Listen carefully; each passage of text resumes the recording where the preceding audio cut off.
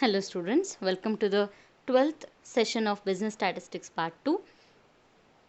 In the present session, we'll be discussing about the correlation of grouped data or the table correlation and also the probable error. So you have already studied these correlation of grouped data and table correlation. So in the present session, we will be studying probable error along with the grouped data correlation calculation. So let us look into one more illustration which is related to the coefficient of correlation. So you are required to calculate the coefficient of correlation between dividends declared and the price of securities. They are given below, and also you should calculate the probable error and two extreme limits of the correlation. So this is the problem. You are given the prices, that is we can assume this as x, and annual dividend we can assume this as y. So let us assume that 105 and 11 as the assumed mean for x and y respectively, and based on this we can follow the calculation part. Let us assume security prices as x and annual dividend as y here. So as I have already mentioned in the previous problems, the first step in the calculation starts with the calculation of midpoints of x and y. So as x and y values are in the class interval format, you should convert it into the midpoints, and then we should continue with the calculation. So finding the midpoints, that is 135, 125, all these are the midpoints of the class interval. And the next step is to identify the assumed mean within any one of the x value and any one of the y values. So let us assume 105 and 11 as the assumed mean of for x and y, as I have already discussed. And the next step is to find out the dx and dy. So deviation of x and deviation of y. So I have already discussed these steps in the previous problems also. So dx refers to x minus assumed mean, that is 135 minus 105 divided by the gap of the class interval, that is 10. So the answer we'll get is 3, and in the same way we should calculate dx values in the vertical format and dy values in the horizontal format. So once we calculate dx and dy, the next step is that you should total the values of frequencies. In some problems, values of frequencies total will already be given. You should concentrate on that. If it is already given, you can directly take total frequencies into the problem. Otherwise, you have to calculate row wise total frequencies and column wise total frequencies, and you should total it. So that is total frequencies horizontally and vertically, and then we will find out one intersection value, that will be the value of n. Now coming to the fdx and fdy, the word itself says it is f into dx, so frequency into the dx values. So frequency in the first row of x value is 10 here, so the corresponding dx value is 3. So 10 into 3, that is 30, 11, and the corresponding dx value is 2. 11 into 2, that is 22. In the same way, you should calculate all the row values and enter it in the fdx column. So the next step is to find out fdy values in the same way.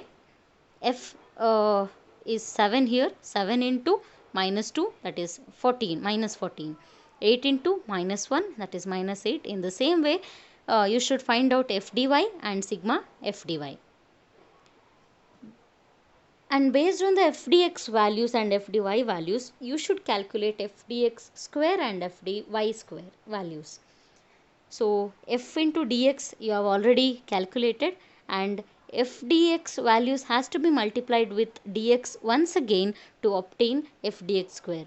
So as I have already mentioned in the previous sessions also, that we will be squaring only the dx values and not the frequencies here.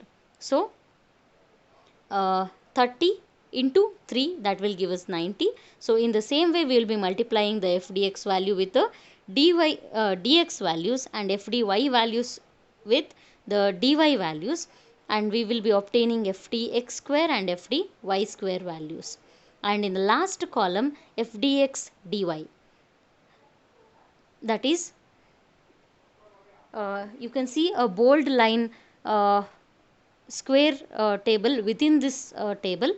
So in that, in each cell you should mention the f dx dy values. So let us see how to calculate f dx dy values in each cell. So the first row, first cell, let us discuss. So there the frequency is 1, right? So f is 1 there, and dx value, so in the corresponding row the dx value is 3. So 1 into 3, that is f into dx, into dy, the corresponding column dy value, that is 0 here, right? So 1 into 3 into 0, that is f into dx into dy, that is 0 here. So in this way you should calculate this f dx dy in each cell, and you should represent all those values within the bracket or in the right corner of the box in each cell. Okay, so all these cornered values has to be totaled in the column and also in the rows, and it should be put in the f dx dy rows and columns. So the horizontally totaled values will give us the f dx dy of the x part, and the column wise total will give us the f dx dy of the y part. The thing is that in both the horizontal and the vertical total values, the value, that is the summation of f dx dy, will be the same. Here it is 113, both in the horizontal value and also the vertical value. Only then we can say that the calculation in the problem is correct. Okay, so once all these problem values are calculated, then we should move on to the calculation part.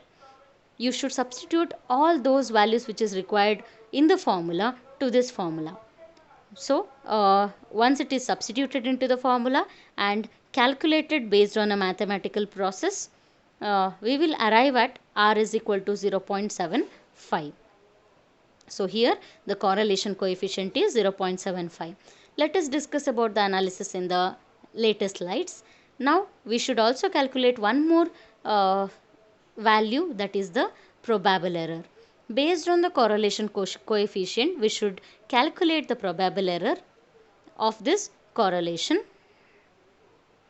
So the probable error is equal to 0.6745 into 1 minus 0.75 square divided by root of 50. That is 50 here refers to n value, and 0.75 refers to r, that is correlation coefficient. When these values are substituted into the problem and solved, we will get the probable error of this correlation, that is 0.04. This 0.04 has to be added once to the correlation value and subtracted from the correlation value to obtain the limits of the probable error. Now let us look into the analysis part.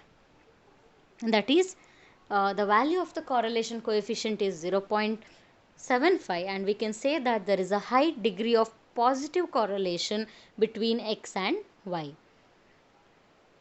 So there is a high level of positive relationship between the prices of security and the annual dividend.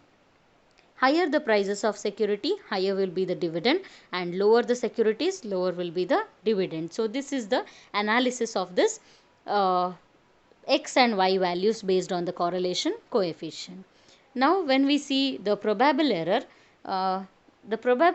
which could occur during the computation of the correlation, that is 0.04. Based on this, we can infer that by adding and subtracting the values of probable error from the value of R, we can get the upper limits and the lower limits respectively, within which the correlation coefficient is expected to lie. So based on this calculation, we can say that the correlation coefficient is expected to lie between 0.71 to 0.79. So this is based on the probable error value. So this is about the calculation of correlation coefficient based on table correlation and also the calculation of probable error. Thank you.